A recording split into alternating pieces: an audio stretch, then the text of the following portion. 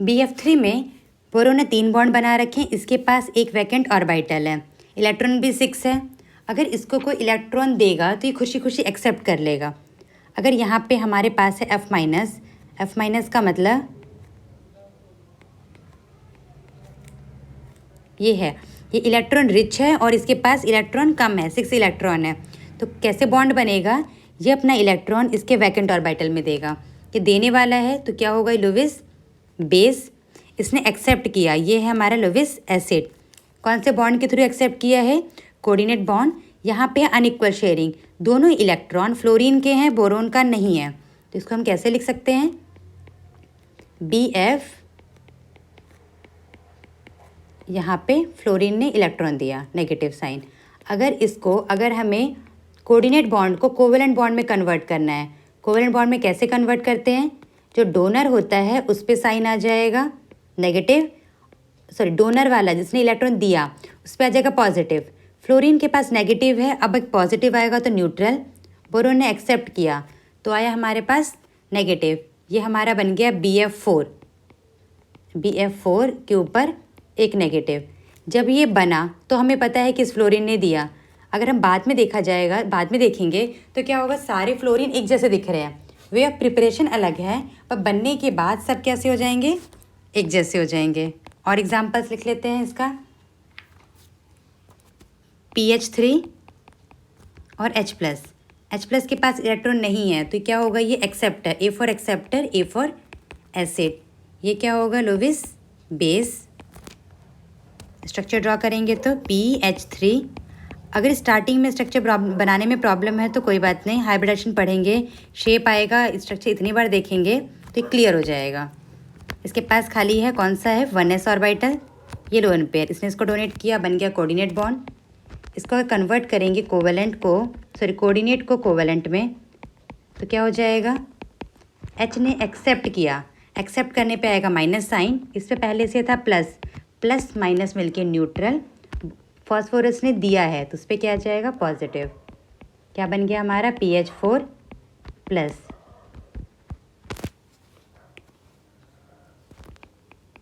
Example, PF5+F-। इस case में phosphorus है 3rd पीरियड का, इसके पास क्या है, वैकेंट d ऑर्बिटल और इस पर नेगेटिव साइन है।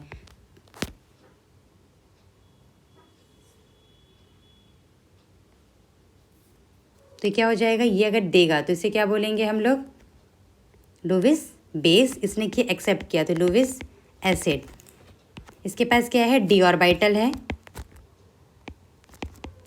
इसीलिए ये एक्सेप्ट कर सकता है। जो एक्सेप्टर होगा उसके पास वैकेंट ऑर्बिटल होना चाहिए जिससे वो इलेक्ट्रॉन को एक्सेप्ट कर पाए। एक्सेप्ट करने के लिए कहीं ना कहीं तो उसको ऑक्यूपाई करेगा। तो जो P है इसमें कितने बॉन्ड थे, 5 बॉन्ड थे, अब कितने बॉन्ड बन जाएंगे, 6 बॉन्ड।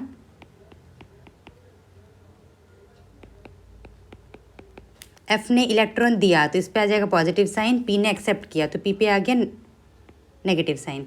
क्या बन गया ये हमारा, PF6-। ऐसे बहुत सारे केसेस हैं, प्रैक्टिस करेंगे सारे केसेस को। O2+O, ये भी हमने देखा था। ये जो O है, O कैसा है, वैकेंट ऑर्बिटल है इसके पास,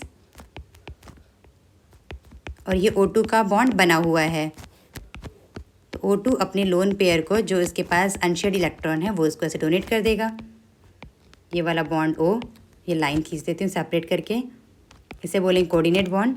इस ऑक्सीजन पे फोकस करेंगे तो कितने लोन पेयर थे, पहले 2, आउट ऑफ 2 इसने एक कोऑर्डिनेट बॉन्ड के थ्रू बॉन्ड बना लिया। इसके पास कितना लोन पेयर बचेगा, सिर्फ 1। और जो लेफ्ट साइड में ऑक्सीजन है उसके दोनों लोन पेयर बचे रह जाएंगे। कोऑर्डिनेट बॉन्ड को और कोवेलेंट में कन्वर्ट किया, डोनर दे दिया तो उसके पास प्लस, इसने किया माइनस। इसका मतलब ये नहीं है कि ये डेफिशिएंट हो गया, ये कोऑर्डिनेट बॉन्ड को कोवेलेंट में कन्वर्ट करने का साइन है। इसके पास इलेक्ट्रॉन अभी भी 8 हैं, काउंट करेंगे, इसमें 2, 1 2 3 4, यहाँ पे 5 6 7 8 इलेक्ट्रॉन है, कुछ डेफिशिएंसी नहीं है। कंफ्यूज नहीं होना है चार्ज से, चार्ज बस बता रहा है कि बॉन्ड किस डायरेक्शन में फॉर्म हो रहे हैं। I2 + I-, I2 कैसा बनेगा,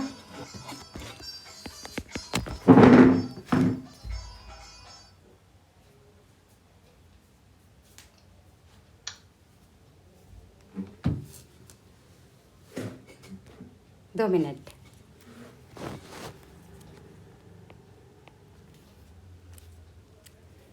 I2 और ये I-, ये इलेक्ट्रॉन रिच है, तो रिच है तो इसे क्या बोलेंगे, लोविस बेस। ये डोनेट करेगा, ये है हमारा लोविस एसिड। तो डायरेक्शन कहाँ से होगा, ये डोनेट करेगा इसको, कहाँ पे एक्सेप्ट कर लेगा, इसके पास वैकेंट डी ऑर्बिटल है। जहाँ पे भी सेकेंड पीरियड से जो नीचे आएंगे उनके पास क्या होता है, वैकेंट स्पेस होता है। तो क्या बना हमारा I और ये I- ने क्या किया, इसको डोनेट कर दिया। तो अगर हम इसको लिखेंगे तो कैसा हो जाएगा, डोनर पे पॉजिटिव साइन, पॉजिटिव नेगेटिव मिलके न्यूट्रल, बीच में क्या आ जाएगा, नेगेटिव। ये क्या बन गया हमारा I3-।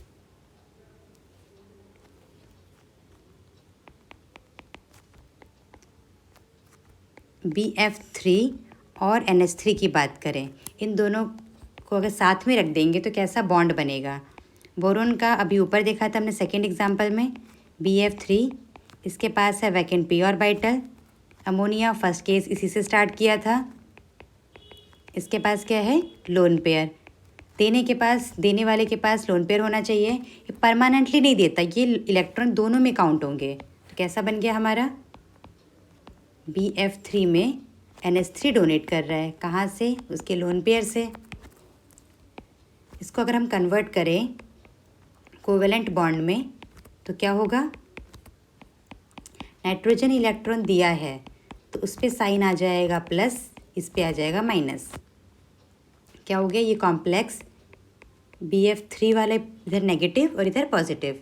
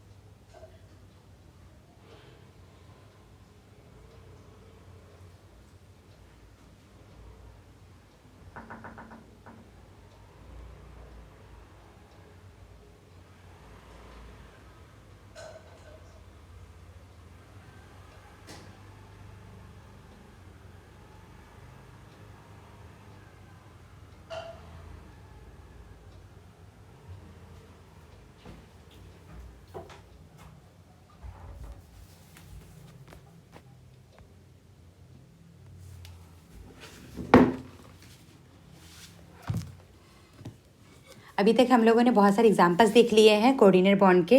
अब उसको फटाफट समराइज कर देते हैं। याद करें कैसे था, bond which is form by the unequal sharing, electrons किसके बीच में, एटम्स के बीच में अनइक्वल शेयरिंग होगी तो उसे क्या बोलेंगे हम लोग, coordinate bond. Point is clear.